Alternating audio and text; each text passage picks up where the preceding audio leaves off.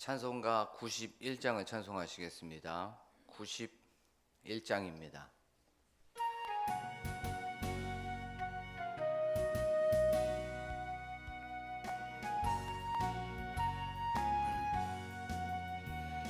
슬픈 마음 있는 사람 예수 이름 믿으면 영원토록 변함없는 기쁜 마음 얻으리.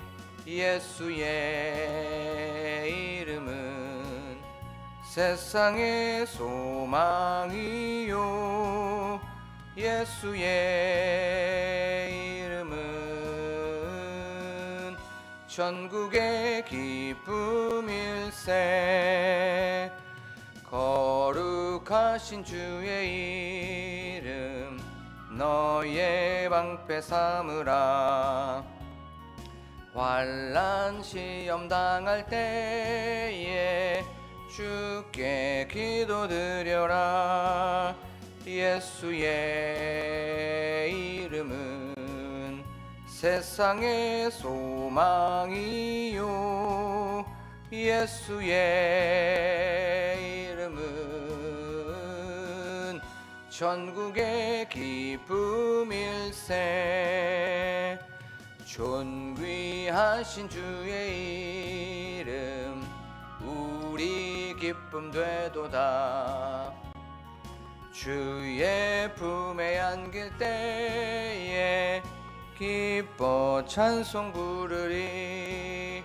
예수의 이름은 세상의 소망이요 예수의 이름은 천국의 기쁨일세. 우리 갈 길 다간 후에 보좌 앞에 나가 왕의 왕께 경배하며 멸류관을 드리리. 예수의 이름은 세상의 소망이요 예수의 이름은 천국의 기쁨일세. 이 시간 기도할 때에 이 찬양의 고백처럼 우리 마음속에 슬픈 마음이 있거나 또한 억울한 마음이 있거나 아니면 하나님에 대한 그 기도의 제목들이 있다면 하나님 지금 이 시간에 저의 마음을 아뢰입니다. 저의 형편을 아뢰입니다. 하나님 도와주시고 기도를 응답하여 주시옵소서라고 지금 이 시간 한 목소리로 기도하겠습니다. 참 좋으신 하나님, 오늘도 이렇게 저희 사랑하여 주셔서 하나님 아버지께서 주시는 그 은혜로 말미암아 나아가게 하여 주시고 하나님께서 주시는 놀라우신 은총으로 하나님 나아가게 하여 주심에 감사를 드립니다. 아버지, 내 마음속에 있는 슬픈 마음이 있다면, 기도의 제목들이 있다면 하나님 지금 이 시간 응답하여 주시고 신방하여 주시옵소서. 하나님께 아뢰입니다. 하나님 도와주시고 하나님 보살펴 주시고 하나님 돌봐 주시옵소서. 하나님 이 기도가 하늘 보좌를 움직이는 기도가 되게 하시고 하나님의 그 마음을 움직이고 하늘 문을 여는 기도가 될 수 있도록 도와주시옵소서. 하나님 그리하여서 위로부터 내려오는 그 하나님의 음성 또한 평강 은총으로 하나님 응답받는 이 시간 될 수 있도록 도와주시옵소서. 고마우신 하나님 아버지, 저희들 오늘도 하루를 예배로 출발하게 하시고 하나님께 나와 찬양과 말씀으로 하루를 시작하게 하여 주심에 감사를 드립니다. 이 찬양의 고백처럼 우리 마음속에 슬픈 마음이 있다면 또한 기도의 제목들이 있다면 하나님 지금 이 시간 마음속에 신방하여 주시옵소서. 하나님 그리하여서 우리의 기도를 들어주시는 그 주님께 간구하였을 때에 하나님께서 응답하여 주시고 그 응답을 통하여서 더욱더 하나님께 영광 올려드리고 하나님의 살아계심을 경험하는 이 시간이 될 수 있도록 도와주시옵소서. 하나님 또한 위로부터 내려오는 위로와 주님께서 주시는 평강 평강이 이 예배 공동체에 또한 이 시간에 가득하게 하여 주실 줄로 믿습니다. 이제 저희들 하나님의 말씀을 듣습니다. 하나님의 말씀 속에서 하나님의 뜻을 분별하게 하여 주시고 또한 그 뜻에 순종하고 또한 그 뜻대로 살아가는 저희들 참된 그리스도인이 될 수 있도록 도와주시옵소서. 감사드리며 예수 그리스도의 이름으로 기도하옵나이다. 아멘. 저희가 나눌 말씀은 열왕기상 3장 16절에서부터 28절의 말씀입니다. 3장 16절에서부터 28절의 말씀입니다.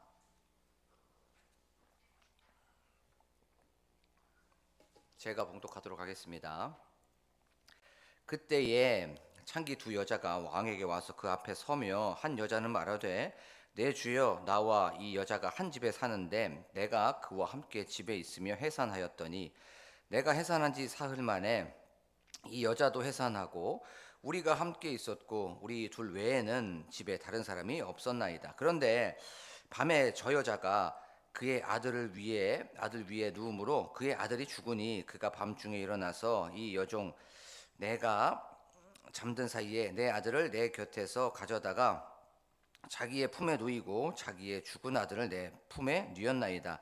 아침에 내가 내 아들을 젖먹이려고 일어나 본즉 죽었기로 내가 아침에 자세히 보니 내가 낳은 아들이 아니더이다 하매 다른 여자는 이르되 아니라 산 것은 내 아들이요 죽은 것은 내 아들이라 하고 이 여자는 이르되 아니라 죽은 것이 내 아들이요 산 것이 내 아들이라 하며 왕 앞에서 그와 같이 쟁론하는지라. 왕이 이르되 이 여자는 말하기를 산 것은 내 아들이요 죽은 것은 내 아들이라 하고 저 여자는 말하기를 아니라 죽은 것이 내 아들이요 산 것이 내 아들이라 하는도다 하고 또 이르되 칼을 내게로 가져오라 하니 칼을 왕 앞으로 가져온지라. 왕이 이르되 사나이를 둘로 나누어 반은 이 여자에게 주고 반은 저 여자에게 주라. 그 산 아들의 어머니 되는 여자가 그 아들을 위하여 마음이 불붙는 것 같아서 왕께 아뢰어 청하건대 내 주여 사나이를 그에게 주시고 아무쪼록 죽이지 마옵소서 하되 다른 여자는 말하기를 내 것도 되게 말고 내 것도 되게 말고 나누게 하라 하는지라. 왕이 대답하여 이르되 산 아이를 저 여자에게 주고 결코 죽이지 말라. 저가 그의 어머니이니라 하매 온 이스라엘이 왕이 심리하여 판결함을 듣고 왕을 두려워하였으니 이는 하나님의 지혜가 그의 속에 있어 판결함을 봄이더라. 아멘. 할렐루야. 오늘도 이 새벽 예배에 오신 여러분들에게 주님의 은혜와 또 평강이 가득하시기를 소망합니다.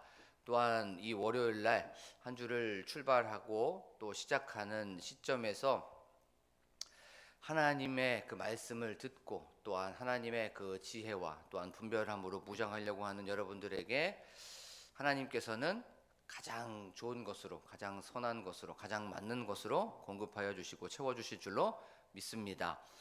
이제 우리는 저번 시간에 다윗이 행함 같이 이제 하나님께서는 솔로몬에게 너도 내 길로 행하고 또 법도와 명령을 잘 지키게 되면 내 날이 길 것이다 라고 하는 그 약속을 주셨습니다.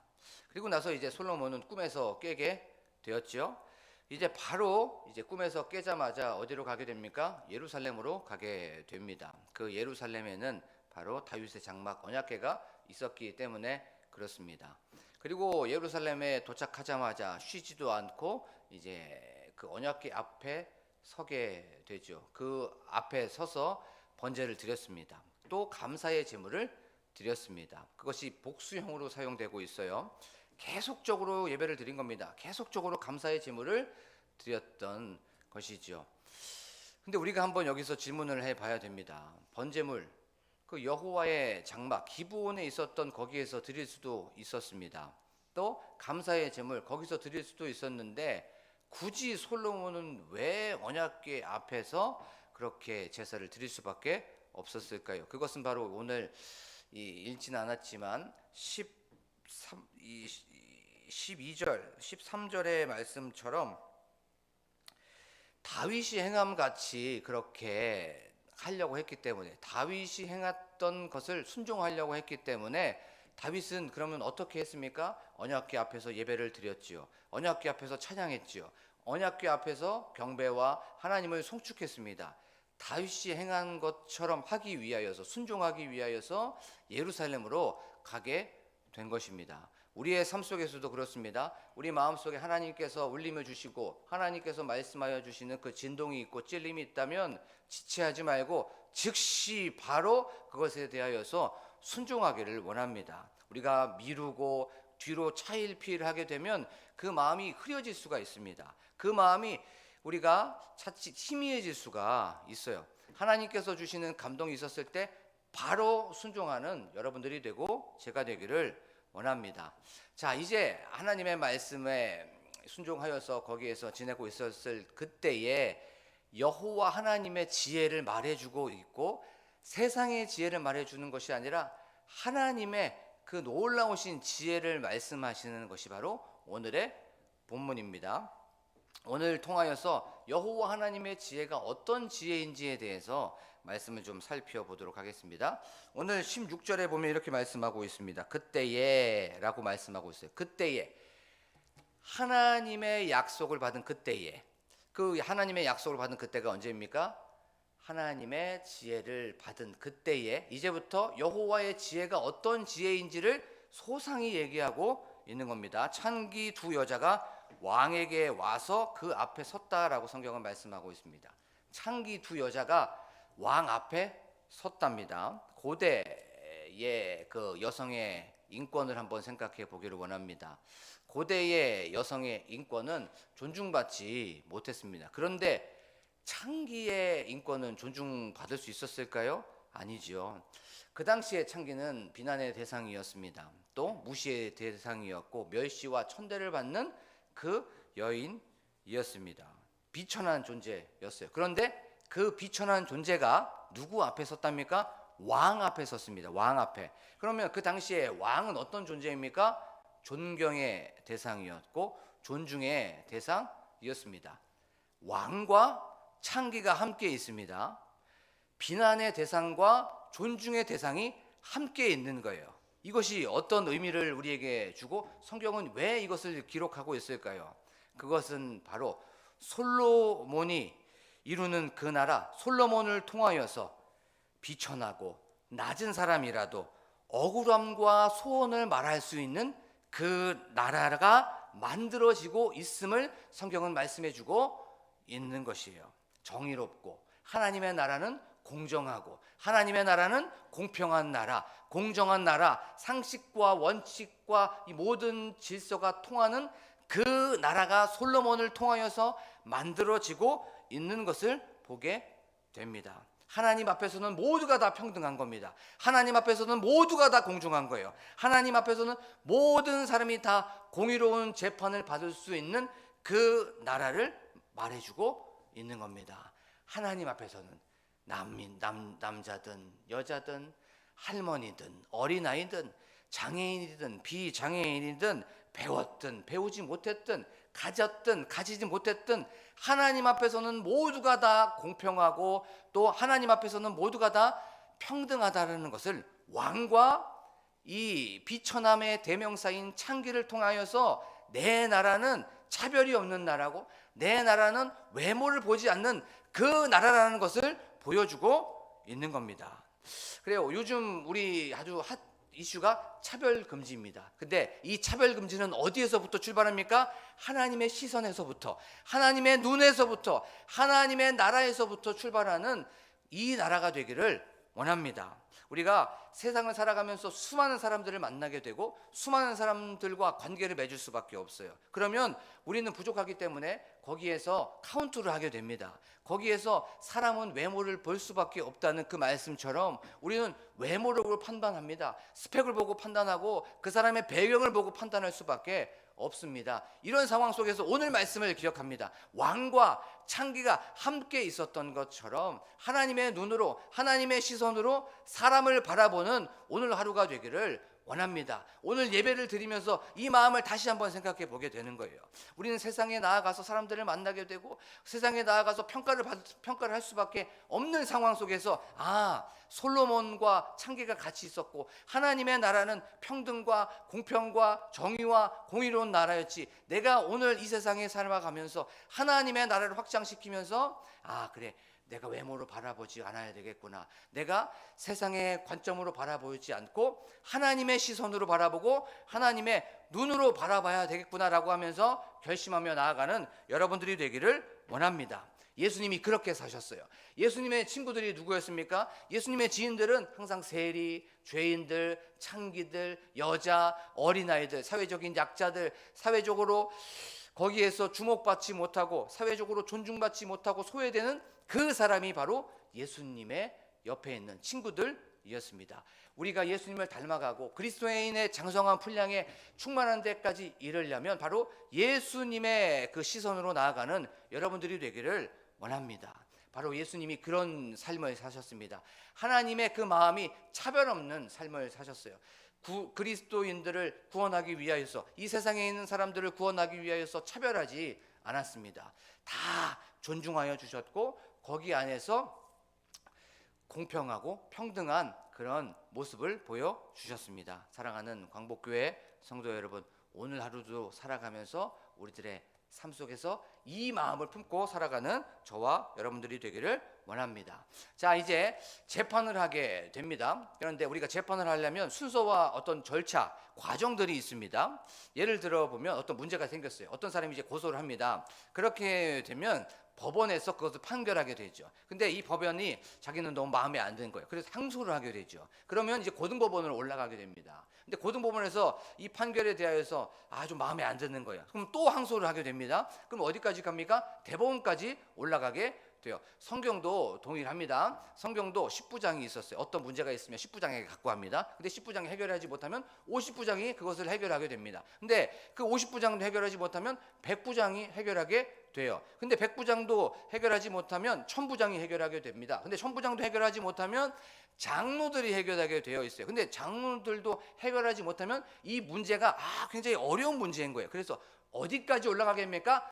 왕에까지 올라가는 이 절차와 과정들이 있습니다.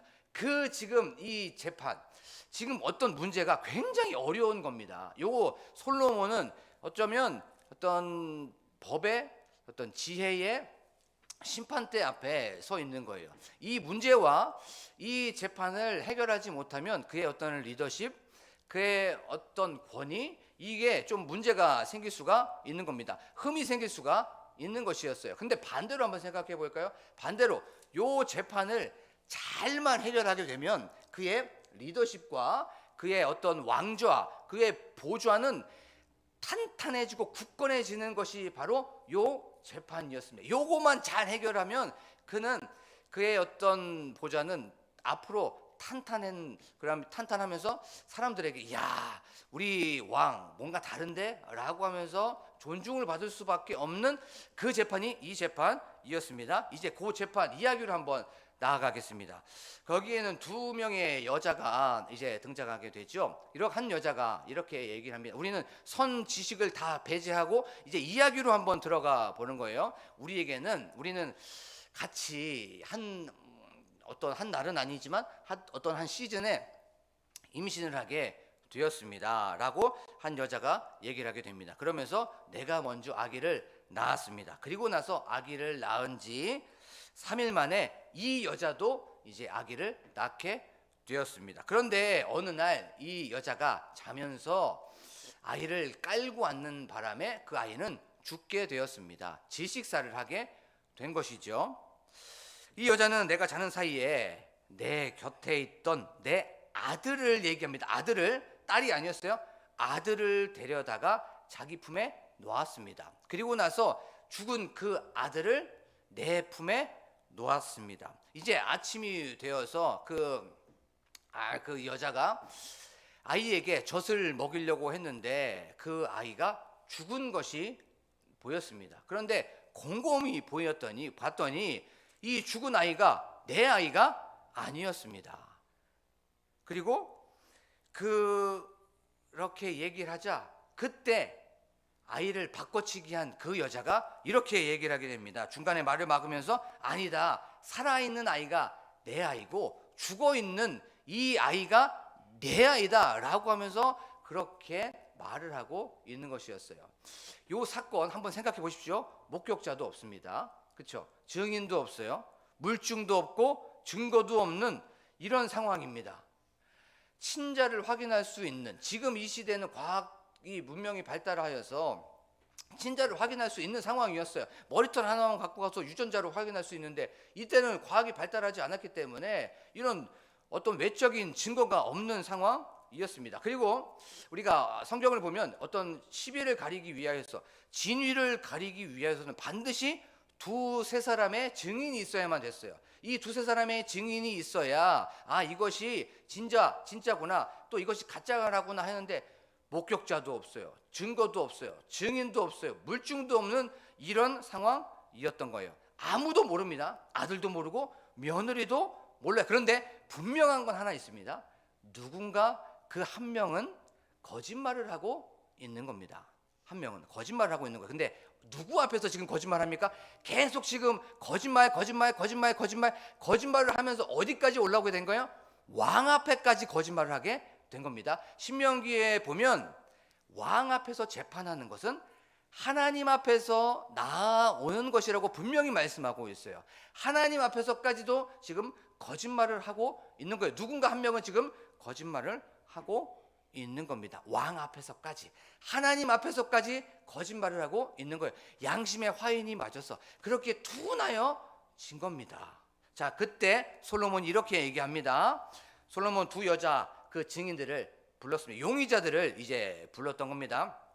그리고 그 증인의 말을 다 들었습니다. 너네들 서로 산 아기, 그 아들이 너네의 아들이라고 하는구나. 그리고 죽은 아이들이 다 상대편 아기라고 아들이라고 하는구나. 그러면서 아주 엽기적이면서 해괴망측한 엉터리 그런 답을 내놓습니다. 신하에게 칼을 가져오라 라고 얘기를 합니다. 그리고 요 아기를 둘로 나누어서 두 여자에게 반반씩 주라고 얘기를 하고 있습니다. 떠보려고, 아니면 목숨을 담보로 했던 그런 것입니까? 이것이 아닙니다. 떠보려고 했던 것이 아니에요. 목숨을 담보로 했었던 그런 재판, 그런 답이 아니었습니다. 솔로몬은요, 하나님께서 주신 그 지혜가 있었습니다. 비범한 통찰력이 있었고 총명함과 분별력과 지혜가 있었어요. 솔로몬의 판결은 두 여자 중에서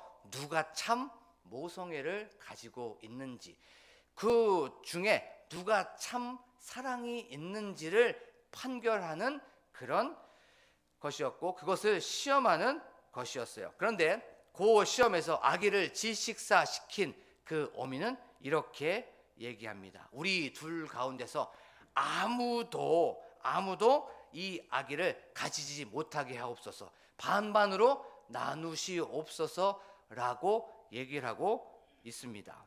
참, 생명의 존엄함도 없고 생명의 소중함도 없고 생명의 가치도 없고 죄의식도 없고 죄책감도 없는 그 여인이 바로 이 여인이었어요. 거짓말하고 속이고, 그리고 자신에게 있었던 그 아들은 어떻게 보면 사회적으로 사다리 같은 경우였어요. 사다리였어요.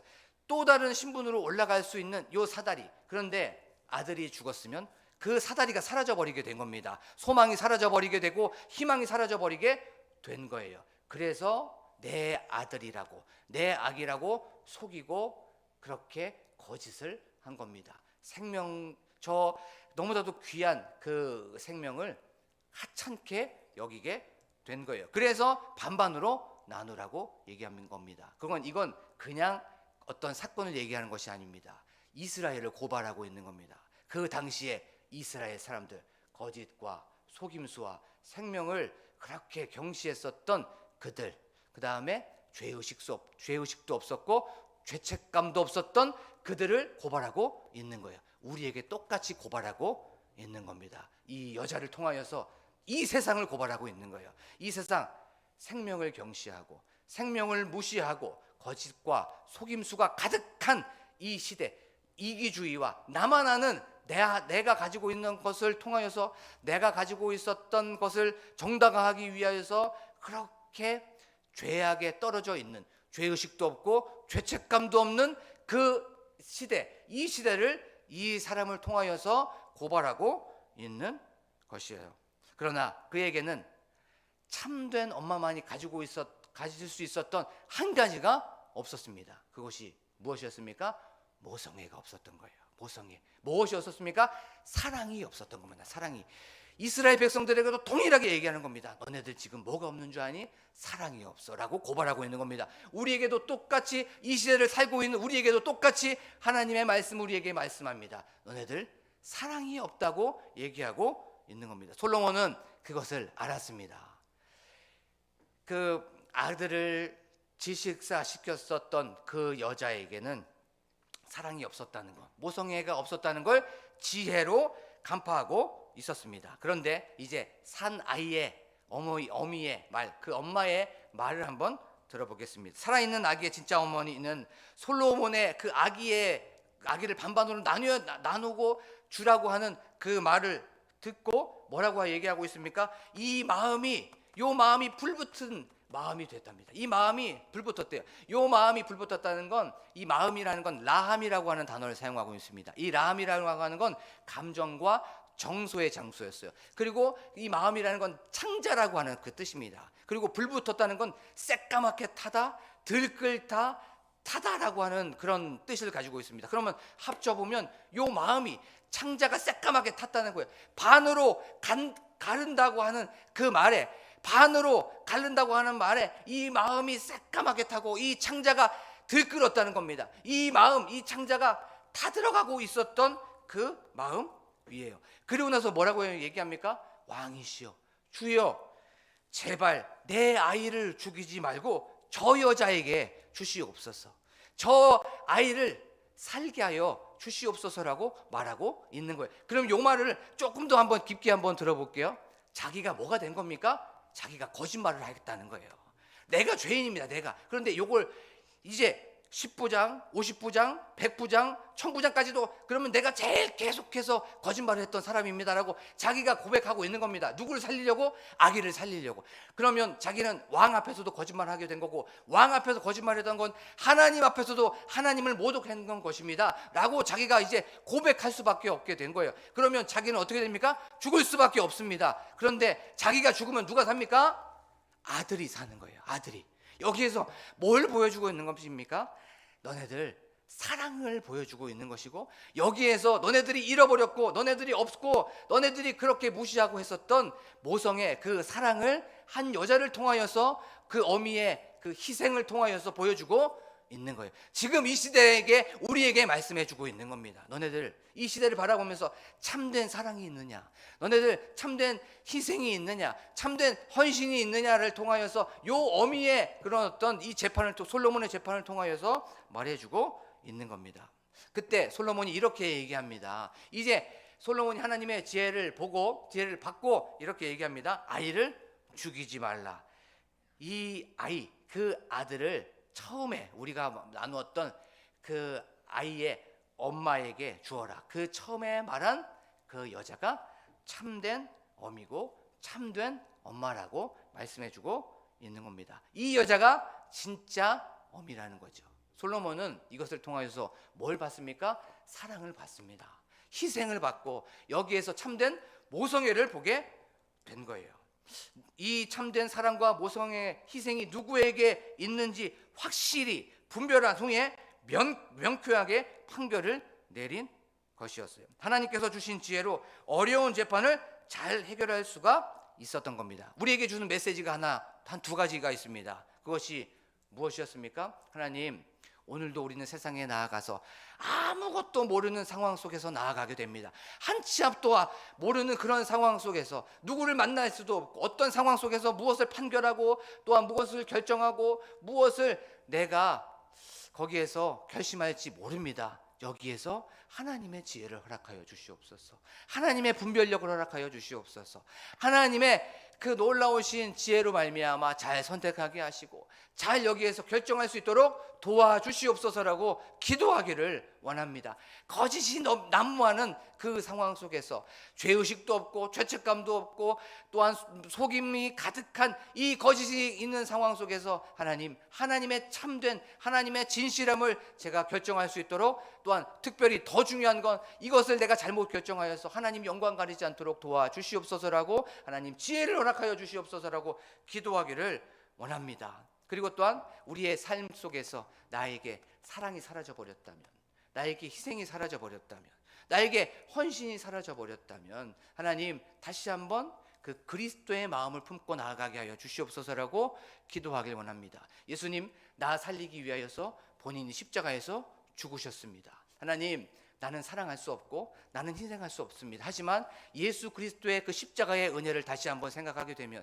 예수 그리스도의 희생을 생각하게 되고 예수 그리스도의 희생을 내가 다시 한번 기억하게 되었을 때, 그 예수 그리스도의 나를 살리시고 자기가 십자가에서 죽으신 그 십자가를 기억하게 되었을 때 나는 사랑할 수 있습니다, 나는 희생할 수 있습니다 라고 하는 것을 기억하면서 그 다시 한번 나에게 사랑이 사라져버렸다면, 나에게 희생이 사라져버렸다면 오늘 하루도 사랑하는 제가 될 수 있도록 도와주시옵소서라고 기도하길 원합니다. 그리고 잘못한 것들이 있다면 그것을 계속 거짓말하고 속이고 계속 그것을 감춰뒀다면 하나님 용서하여 주시고, 지금 이 시간 하나님께서는 다 아십니다. 모든 것을 아시는 주님께는 감출 수가 없습니다.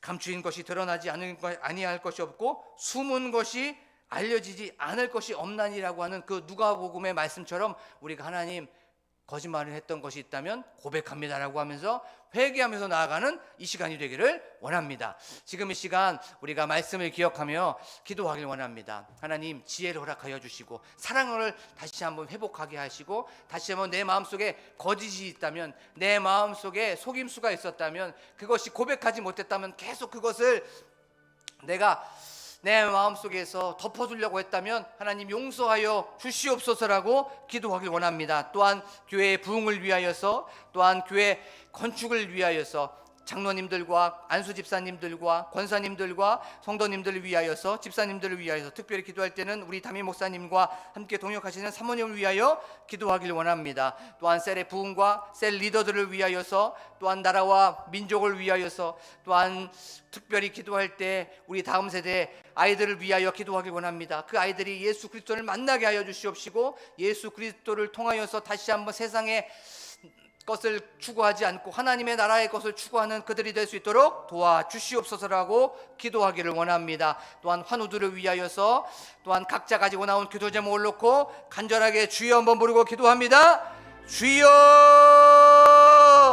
하나님 아버지 감사합니다. 오늘도 이렇게 저희 사랑하여 주셔서 다시 한번 하나님의 말씀을 알게 하시고 하나님의 말씀을 우리가 보게 하시고 기억하게 하여 주심에 하나님 감사합니다. 하나님 아버지 거짓이 난무하는 이런 상황 속에서 하나님 저희에게 지혜를 허락하여 주시옵소서. 저희에게 하나님의 그 놀라우신 총명함과 분별력을 허락하여 주시옵소서. 하나님 그리하여서 올바르게 선택하게 하시고 하나님 올바르게 우리가 판단할 수 있도록 도와주시옵소서. 하나님 그리하여서 하나님 영광 가리지 않도록 하나님 도와주시옵소서. 하나님 우리의 삶 속에 사랑이 식어져 버렸어요. 하나님 아버지 내 마음속에 희생이 사라져 버렸어요. 하나님 아버지 내 마음속에 헌신이 사라져 버렸어요. 하나님 아버지 용서하여 주시고 다시 한번 예수 그리스도의 그 십자가를 안고 나아가게 하여 주시옵소서. 하나님 나를 살리시기 위하여서 예수 그리스도는 죽으셨습니다. 나를 살리시기 위하여서 예수 그리스도는 십자가에서 못 박히셨습니다. 나를 살리기 위하여서 예수 그리스도는 십자가에서 희생하셨습니다. 이 예수 그리스도의 십자가를 품고 나아가게 하여 주시옵소서. 하나님 그리하여서 하나님을 바라보며 예수 그리스도의 십자가를 바라보며 다시 한번 사랑이 회복되게 하여 주시옵소서. 하나님 아버지 저희들 하나님께서는 차별하지 않으신다는 것을 알게 하여 주셨습니다. 하나님 아버지께서는 공평하고 평등하게 우리를 대하신다는 것을 알게 하여 주심에 감사합니다. 하나님 아버지 그것을 바라보며 나아가는 저희들이 될 수 있도록 아버지 하나님 도와주시옵소서. 하나님 아버지 또한 내 마음속에 거짓말을 했던 것들이 있다면, 속인 것들이 있다면 하나님 아버지 지금 이 시간 죄의식이 다시 한번 깨우쳐질 수 있도록 도와주시옵소서. 하나님 아버지 내가 잘못했던 것들, 허물들이 하나님 드러날 수 있도록 생각나게 하여 주시고, 또한 그것을 통하여서 하나님 아버지여 저희들 하나님께 고백하는 저희들이 될 수 있도록 하나님 아버지 도와주시옵소서. 감추인 것이 드러나지 않을 것이 없다고 분명히 말씀하여 주셨습니다. 하나님 숨은 것이 분명히 알려지지 않을 것이 없다고 분명히 말씀하여 주셨습니다. 하나님 아버지 내 마음속에 부딪히는 것들이 있다면, 내 마음속에 걸리는 것들이 있다면 지금 이 시간 예수 그리스도의 보혈의 그 피로 다 씻김 받게 하여 주시옵소서. 하나님 그리하여서 자유함을 누리게 하여 주시옵시고, 하나님